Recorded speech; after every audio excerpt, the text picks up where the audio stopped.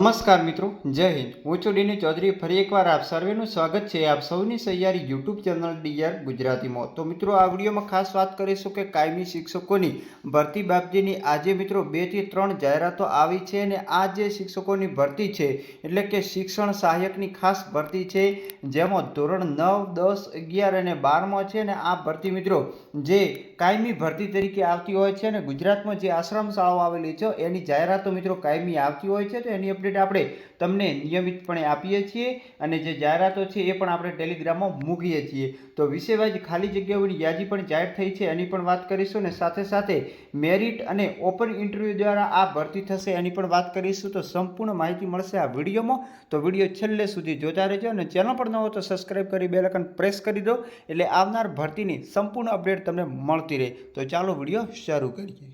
તો મિત્રો, સૌથી પહેલાં આપણે જે ખાલી જગ્યાઓની વિગતો મેળવીએ તો ઉચ્ચતર માધ્યમિક વિભાગમાં શિક્ષણ સહાયક માટેની 3 ખાલી જગ્યાઓ છે, જેમાં પહેલી ખાલી જગ્યા છે અનુજનજાતિ માટે છે। લાયકાતની વાત કરવામાં આવે તો MA BEd ટાટ 2ની પરીક્ષા આપેલો હોવી જોઈએ, હિન્દી વિષય માટેની ખાલી જગ્યા છે। બીજી શિક્ષણ સહાયકની બિન અનામત ખાલી જગ્યા છે, જેમાં લાયકાત MA BEd ટાટ 2 પાસ અને સંસ્કૃત વિષય માટેની। ત્રીજી બિન અનામત મહિલા માટે ખાલી જગ્યા છે, જેમાં MA BEd ટાટ 2 ઇતિહાસ માટેની ખાલી જગ્યા છે। એના પછી આપણે જોઈશું મિત્રો હવે માધ્યમિક જે વિભાગ છે ધોરણ 9, 10માં એમાં પણ શિક્ષણ સહાયકની 3 ખાલી જગ્યાઓ છે। પહેલી ખાલી જગ્યા અનુજનજાતિ મહિલા માટે છે, જેમાં BA BEd અને ટાટ 1 પરીક્ષા પાસ કરેલ હોવી જોઈએ સામાજિક વિજ્ઞાન માટે। બીજી શિક્ષણ સહાયકની ખાલી જગ્યા છે સામાજિક અને શૈક્ષણિક રીતે પછાત વર્ગ, આ BSc BEd ટાટ 1 ગણિત વિજ્ઞાન માટે। ત્રીજી ખાલી જગ્યા અનુજનજાતિ માટે છે, જેમાં BA BEd ટાટ 1 પરીક્ષા પાસ કરેલ હોવી જોઈએ અંગ્રેજી વિષય માટે। તો એના માટે ખાસ કે જે ઉપર મુજબની શૈક્ષણિક લાયકાત ધરાવતા ઉમેદવાર હોય પોતાના અસલ પ્રમાણપત્રોની પ્રમાણિત કરેલ ઝેરોક્ષની નકલ 15 દિવસની અંદર અરજી મળી રહે એ રીતે નીચેના સરનામે RPID થી તમારે અરજી કરવાની રહેશે। એના સિવાય જે આશ્રમ શાળા હોવાના કારણે તમારે 24 કલાક ત્યાં હાજર રહેવાનું છે અને તમારે જે અરજી ક્યાં મૂકવાની છે તો પ્રમુખ શ્રી ગુજરાત રાજ્ય બક્ષી જાતિ વિકાસ મંડળ દાહોદ, જે 5229 નંબર છે, ગૌશાળા માર્કેટ રોડ, RP અગ્રવાલ બાલ મંદિરની સામે, દાહોદ તાલુકો, જિલ્લો દાહોદ।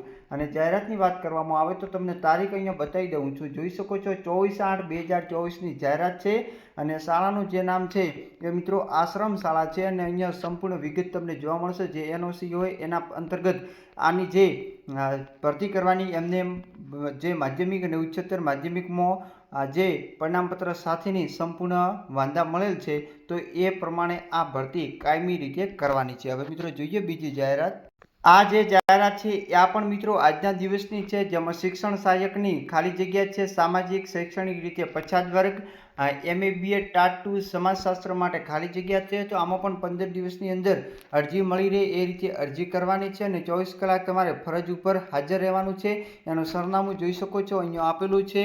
તો મિત્રો આજે ગુજરાત રાજ્ય બક્ષી જાતિ વિકાસ મંડળ દાહોદ સંચાલિત મા ભગવતી અનુજનજાતિ અને SF હાટા માધ્યમિક અને ઉચ્ચતર માધ્યમિક આશ્રમ શાળા કતવારા તાલુકો જિલ્લો દાહોદ માટે જે શિક્ષણ સહાયકની ખાલી જગ્યા છે તો એના માટે ઉમેદવારો અરજી કરી શકે છે અને 15 દિવસની અંદર તમારે અરજી કરવાની છે RPID થી એટલે કે ટપાલ દ્વારા।